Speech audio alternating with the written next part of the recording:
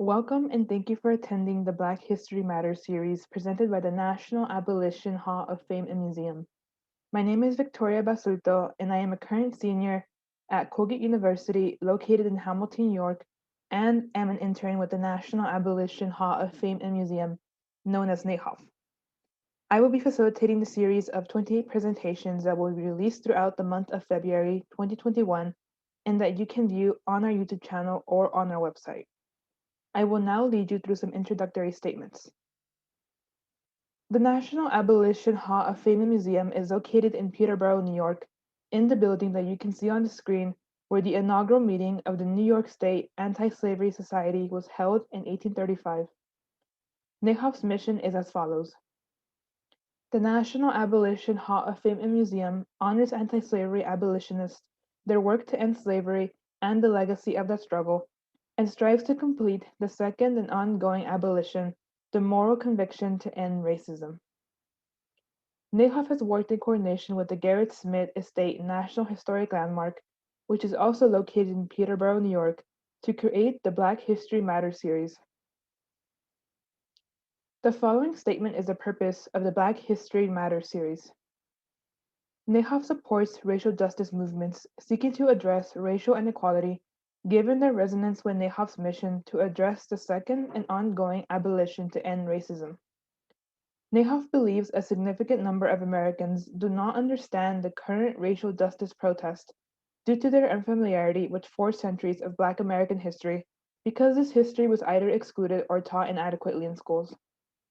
NAHOF knows that education is a powerful step towards ending racism, and that understanding the history of the enslavement and dehumanization of Black Americans provides critical context for the ongoing racial justice movements and the persistence of racism in America. Given NAHOF's commitment to strengthening knowledge of history as one route to confront racism, NAHOF will present Black History Matters, a series of crash courses covering some examples of neglected topics in Black American history throughout the month of February in 2021. I'd like to now welcome our presenter, Dr. Hogle. Dr. Hogle is a professor of social science at SUNY Morrisville, located in Morrisville, New York. Dr. Hogle has a BA from SUNY Oswego and an MA from SUNY Plattsburgh, and a PhD from University of Colorado at Boulder Creek. Dr. Hogle served in the United States Army from 1966 to 1969 in Vietnam, in 1967 to 1968 in the 9th Infantry Division, and he received the Combat Infantry Badge. He was born in Washington, D.C., and his parents met in the Army taking care of General John C. Pershing's. Dr. Hogle is also the oldest of 12 children and was raised in Syracuse and Manoa, New York. I'd like to now welcome Dr. Hogle to begin his presentation on the 15th Amendment, that being, quote, "The right of citizens of the United States to vote shall not be denied or abridged by the United States or by any state on account of race, color, or previous condition of servitude," end quote. Welcome back. I want to move on and talk about the 15th Amendment. I'd like to sum up what I said about the 14th. It's the most powerful of the amendments in Reconstruction. It's writing that you can only lose your privileges and immunities, rights, privileges, and immunities under due process of law, has been used to incorporate the Bill of Rights that were originally written to protect citizens from the national government. But throughout our history, it has been proven that it's the states that do the violating of our natural rights, if you will. And the 14th Amendment has been incorporated, quote, end quote. And the incorporating is bringing in the Bill of Rights. And it has been an ongoing process. It continues today. And I mentioned some of the more important decisions based on the rights, privileges, and immunities of citizens and how they cannot be denied. Now, I want to move on to the 15th Amendment. The 15th Amendment guarantees all citizens the right to vote. I shouldn't say all male citizens. This, along with the 14th Amendment, led to a hue and cry by the women's rights organizations, Elizabeth Cady Stanton, Susan B. Anthony. They and their followers and their cohorts were appalled. They wished women to have the right to vote. Women were citizens, but they could not vote. They could not run for office. They could not serve on juries. One of the most amazing things to me is that if an American marries a German woman, she's an American. If an American woman marries a German man, she's German. She loses her citizenship. It's called coverture. The man covers the woman. It's a crudely sexual phrase, but it meant that men did the ruling of women and children because they weren't considered able to take care of themselves. And the 14th Amendment and the 15th Amendment were bringing rights to Black men. And they fought very hard. And I must say that if you read especially what Elizabeth Cady Stanton is saying, they are comments that are slipping quickly into racism. How can you let Blacks, uneducated, foreigners vote when women of good bearing, good education, and good background can't? So there has always been a divide between the women suffragettes and the Black community, which exists today. Anyway, many Republicans were worried that they wouldn't be able to get the 15th Amendment ratified, even by forcing the last of the southern states to have to ratify it, because many states at the time did not allow Blacks to vote. You couldn't vote in Indiana. I don't believe you could vote in Minnesota. Blacks were not allowed to vote in a number of northern states. They didn't think they could get enough senators and congressmen to get the 2/3 majority of the House and Senate. And there was the problem of the women's rights movement. But as per usual, the women's rights movement was just not listened to. Now, the 15th Amendment does promise you that the federal government will grant you the right to vote. And it also says that if you do not let every male over 21 who's a naturalized or born citizen, you can have your representation in the House of Representatives and the Senate reduced. It's never been used. It's never even been threatened. But that was the force behind the drive to allow the freedmen, Blacks, to vote.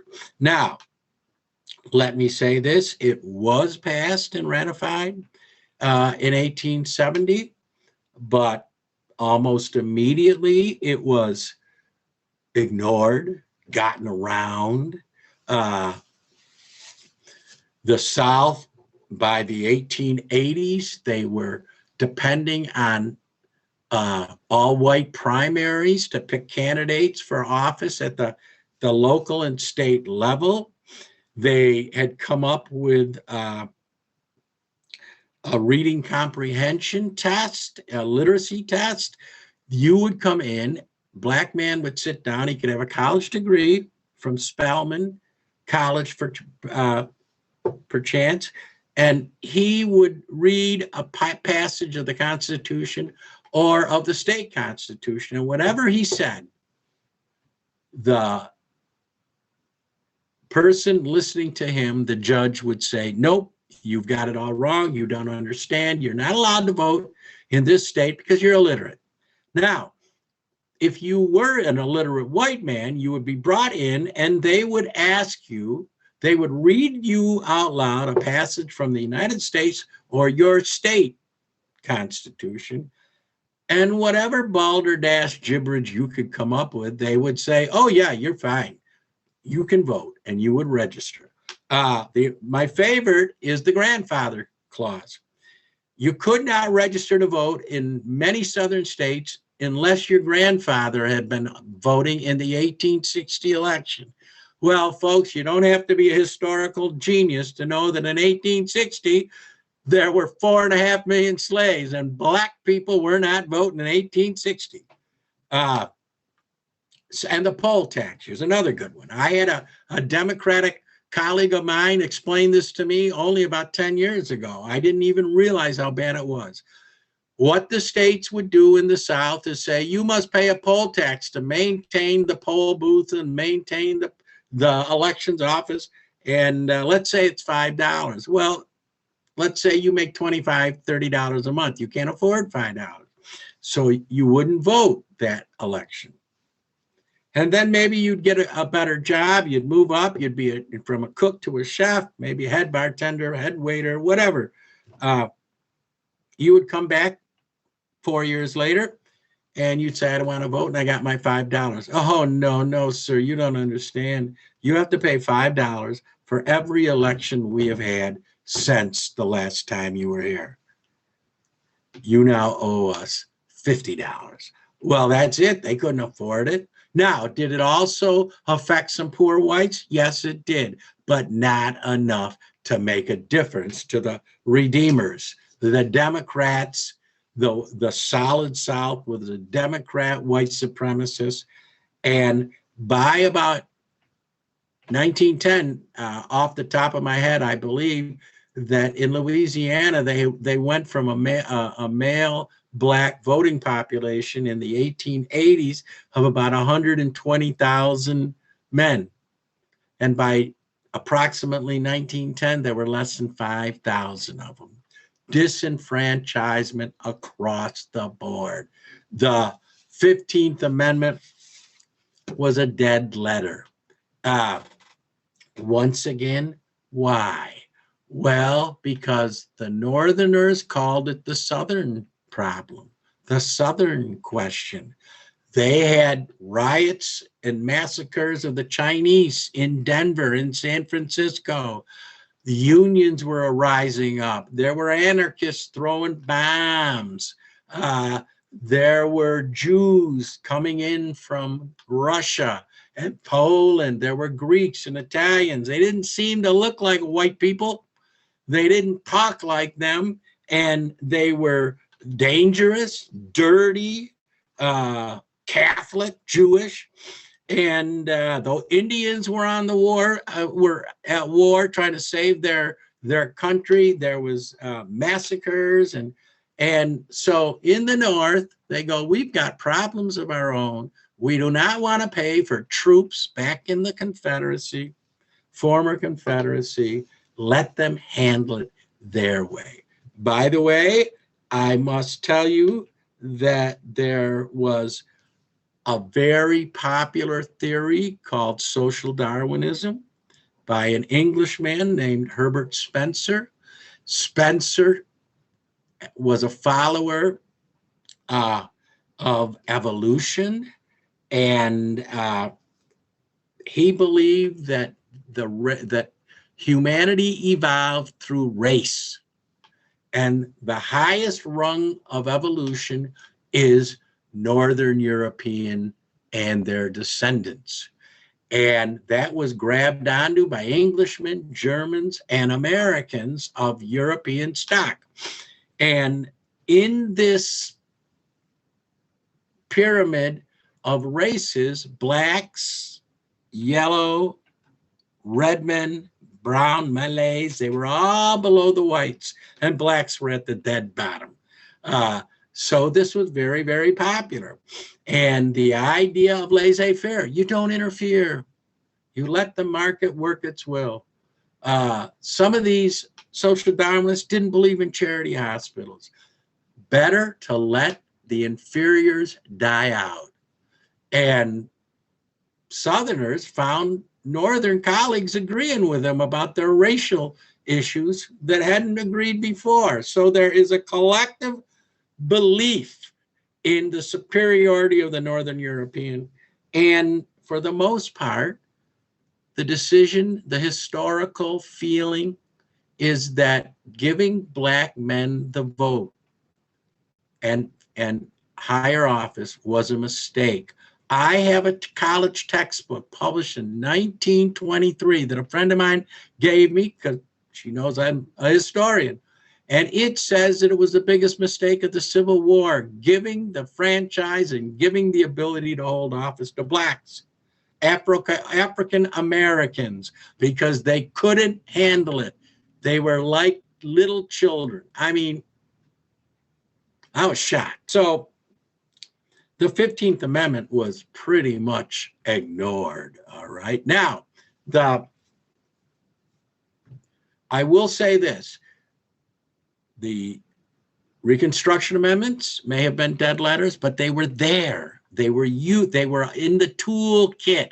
They could be used when times change, when people's attitude changed, when some of the stories of the chain gangs got out. If you look at the 20s and the 30s, you will see movies about unsuspecting Northerners getting caught up in the chain gang system, and reports about the terrible conditions of these men who were convicted on trumped up charges, dying of malnutrition, dying of industrial accidents, slaves by any other name. And then by the 1930s, we have the rise of authoritarian governments. Mussolini, Hitler, we have the militarist in Japan, and the blood and earth, the blood and sand that Hitler proposed, and Mussolini. We are the descendants of the Romans. We are the Aryan super race. And we fought a war in World War II. And all of a sudden, we are the leader of the winning coalition, the democracies, France, Great Britain, the United States, Australia, Canada, and we have a segregated army. We have segregated barracks. Much of the South, you can't eat at a restaurant. You go to segregated schools. There are still lynchings. It's embarrassing. When the war is over, the Soviet Union and communism out of Moscow are our number one threats to the free world. Yet, when newly emerging colonial people are granted their freedom by Britain and France, the United Nations, pushed and built by the United States with its headquarters in Manhattan, when they come to the United Nations, they are treated badly. The worst is in Washington, D.C., when ambassadors come to the leader of the Free World Coalition. They cannot use the coffee shop at the international airport. They cannot use the restrooms. It says white. They have to go to a few that are for colored. The Soviet propaganda machine never misses a beat, puts these films all over the world. They say, land of the free, democracies, not if you're a colored man or woman, not if you're a yellow man or woman, not if you're a red man or a woman. And it is embarrassing. How do you lead a fight for the free world when it's so very obvious that things are not all that free in your country for people of color? There's a very famous book written by a Scandinavian, Gunnar Myrdal, called The American Dilemma in 1944. He looks directly at the hypocrisy of what the Americans say and what the life is like for blacks, especially in the South. Let me be very clear. The North, you could leave the North. It was called the Great Migration. Millions of blacks left Mississippi and Alabama and came up to Chicago, came up to Buffalo, came up to the big cities, Detroit. They got jobs in the factories. Their family members got to go to the public schools. They got good wages. Eventually, they were allowed to join unions. They formed their fraternal organizations and their religious denominations, and life was better. It wasn't perfect. It was not perfect. Never has been. But it was much better than what they left. And Harry Truman, he desegregated the armed forces. Blacks and whites will serve together. And he begins the march for civil rights. And the Democratic Party, the solid South, was Democrat, but now the liberal faction of the Democratic Party is beginning to want to move away. In 1948, Harry Truman runs for election against a splinter party of white supremacists called the Dixiecrats. And he runs against the Communist Party and the Progressive Party, and he beats them both. And communism and racism, they now seem to be the enemy of the free world and America's leadership. And in the 50s, the Supreme Court turns.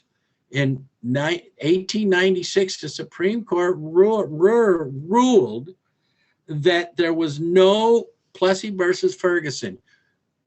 You could treat races equally and treat them in different schools. Segregation on trains, segregation on buses, yes, okay. All of these were made illegal, constitutional. It took to 1954 to get Brown versus Board of Education. Now we've come back to use the incorporation of the 14th Amendment.